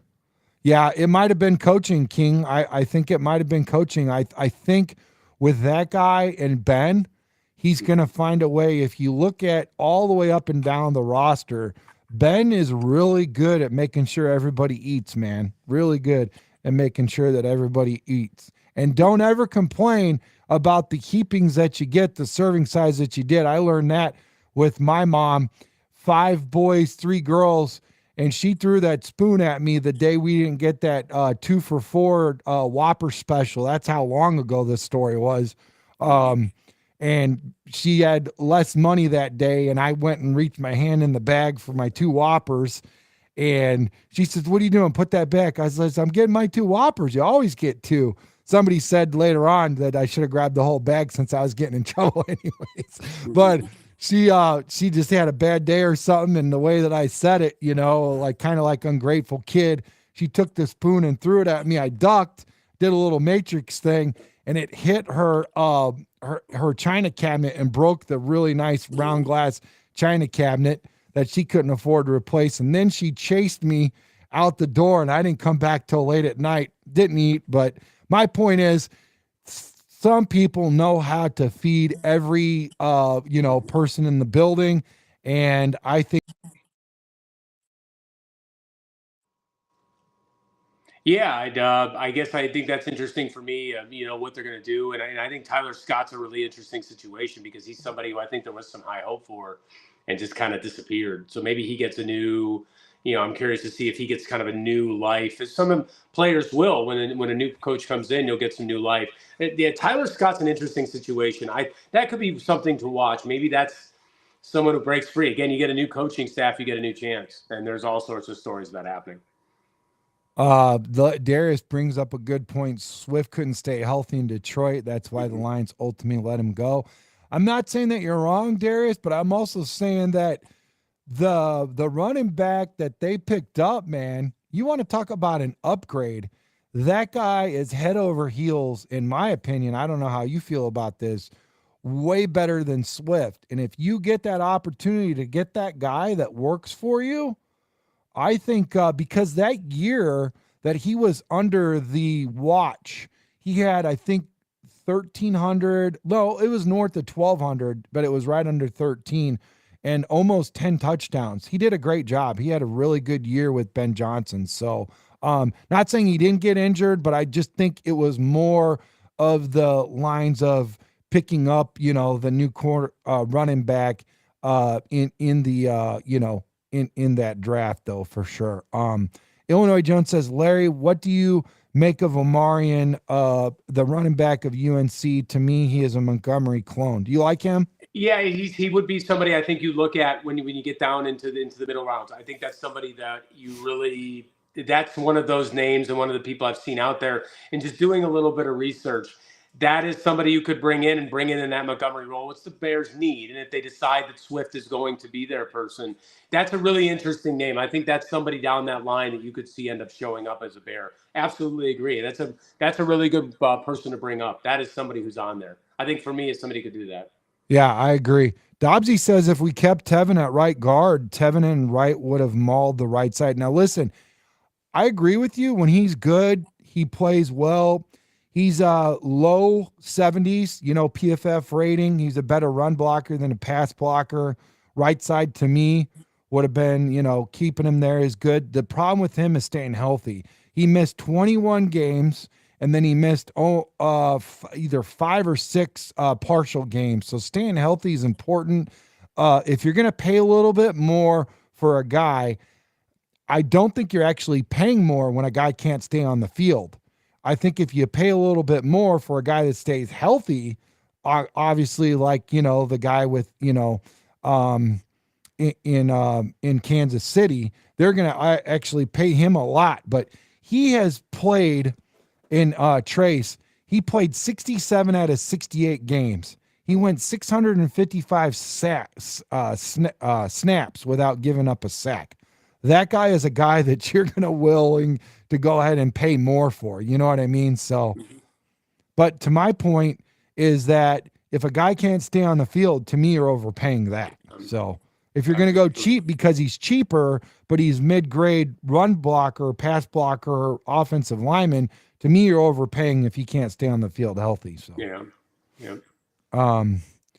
B Shep says my Aunt Shirley loves the Bears. Thanks for showing up, B Shep. I appreciate you. I believe that's a first-time viewer. I think I've seen him before. I'm not sure. Some more pleasantries going on. We need the defensive line for sure. Illinois Jones says Minister King J Grizz, Illinois Jones. Okay, Grizz has a good question.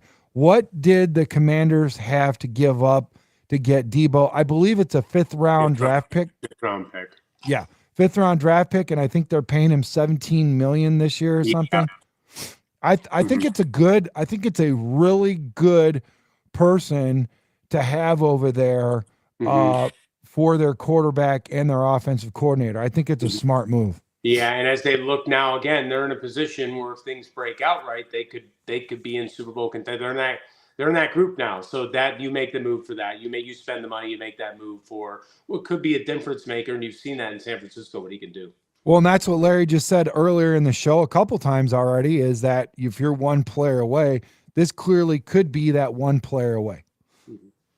Jay Grizz is probably checking on me because I left again. I think I got to hit my satellite, hit the restart on the, to make sure I got a better connection. Darius got a question for you. Hey, Larry, I hear the Commanders are cutting defensive tackle Allen. Do you think he fits the Bears? Oh, my God, I wish we would get Allen. That'd be great. We'll see. Yeah, I don't know. We'll see. It kind of depends on price, and I think it's possible. A lot depends on kind of where these price points land. The Bears do have a lot of room. I don't think I like Andrew Billings a lot, by the way. I think he's probably one of the best pull signings free agency so far. I think he's been fantastic.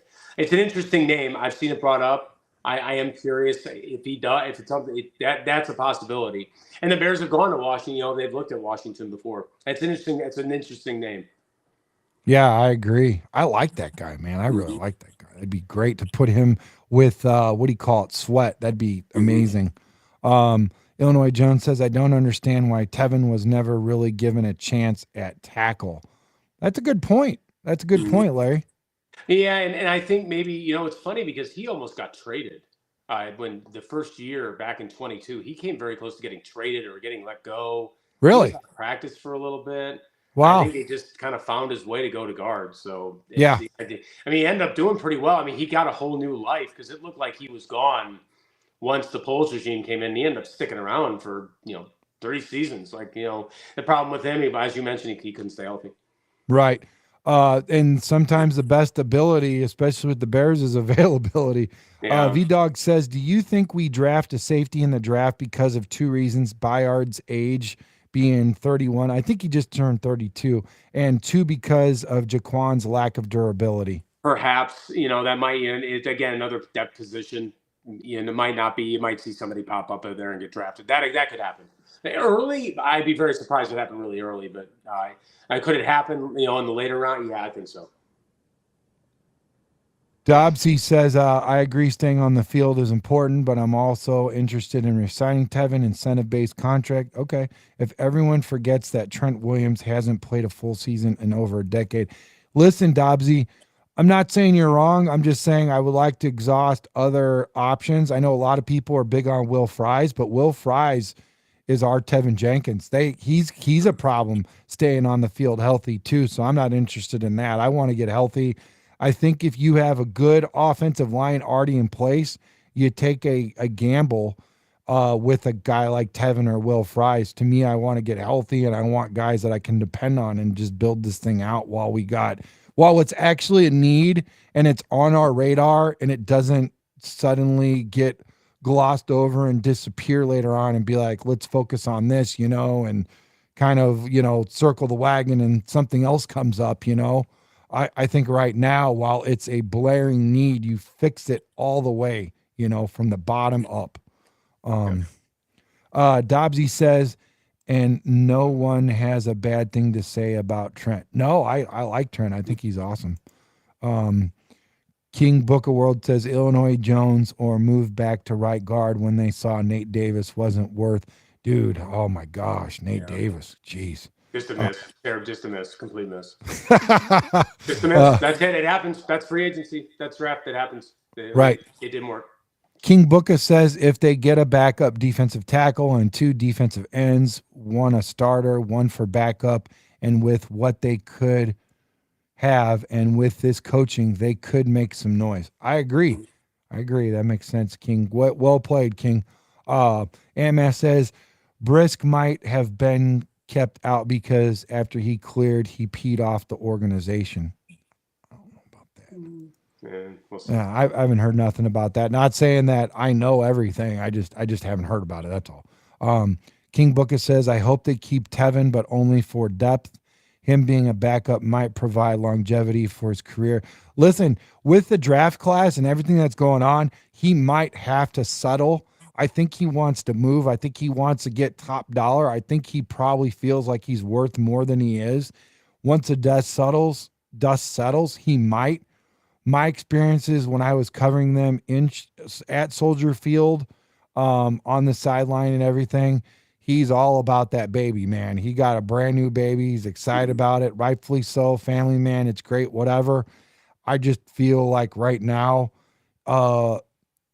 we need a guy that has number 1 priority on his mind to go to work and also to stay healthy.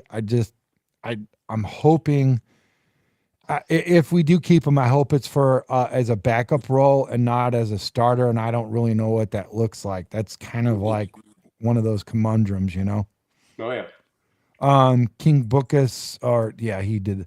Ant-Man says O-line needs to play and gel better with little injuries for us to be 500 or better. Oh yeah, I agree.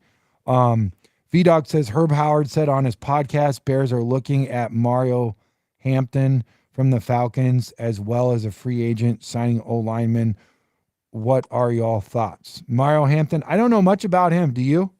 A little bit. I know a little bit about him. He's kind of in the group of where they could look. I know a little bit about, but not a ton, I must admit. Illinois Jones says most of the time Tevin gets hurt is in practice. It seems like it still remembers, and you probably covered this because remember Boozer? Well, didn't he like trip over? Like he was getting ready to go to the shower at his house, and he tripped over the gym bag or something. Then he was out for the year. Or not? I remember hearing a story about that. I'm trying to remember if that's the right one or not. And I know that people have had random injuries and weird things happen, but I'm trying to remember if that's the right one or not. To be fair. Yeah, it was just like as soon as we got him and we paid the big money from Utah, he just automatically gets injured. I'm like, oh, great, here we go. Darius says Tevin needs a fresh start. Maybe. Bishop says DJ is a top 10 NFL wide receiver. I would argue that. I would argue that with you. I think under the right, especially with Ben Johnson, it is definitely possible. Listen, everybody, it's been so great. I appreciate you guys. Make sure you hit that like, subscribe button. Share this video for everybody to see with the legendary Larry Hawley, a friend of our show. Larry, do you have any pleasantries that you'd like to add? Thanks for having me on, Brandon. Thanks everybody who watched. Always appreciate it. Always love it. All right, guys, until next time, Chi-Town up, bear down, and win the day and have a great day. Love you guys. Awesome, man. Take care. See ya.